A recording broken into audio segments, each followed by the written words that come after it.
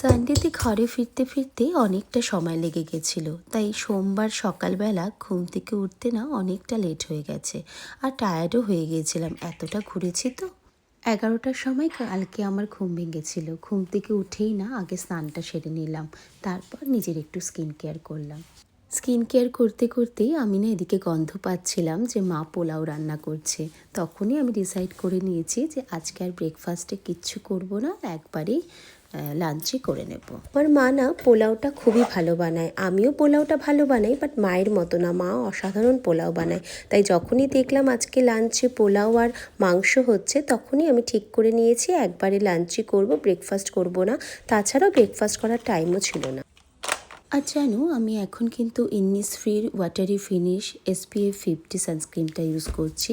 এখানে কিন্তু লাশিল্টের সানস্ক্রিন আমি ইউজই করছি না, কারণ ওটা এই ওয়েদারে কাজই দেবে না। তোমাদের মধ্যে অনেকেই আমার এই ফিরানের লিঙ্কটা চেয়েছো, মেসেজও করেছো, বাট সবার মেসেজের তো আমি উত্তর দিতে পারিনি। তাই ভাবলাম কি আজকের এই ব্লগের মাধ্যমে তোমাদের সবাইকে বলে দিই। এই ফিরানটা আমি নিয়েছিলাম গুয়াহাটি থেকে। শীতের সময় গুয়াহাটিতে যে মেলাগুলো বসে সেখানকারই এক কাশ্মীরি স্টল থেকে আমি এই ফিরানটা নিয়েছিলাম। নিচে নেমে দেখছি মার মাংস হতে এখনও অনেকটা বাকি, আর এদিকে একটু খিদেও পাচ্ছিল বলে আমি কিছুটা ফ্রুটস খেয়ে নিলাম। আজকের ব্লগটা এখানেই শেষ করছি। ভালো থেকো তোমরা, টাটা।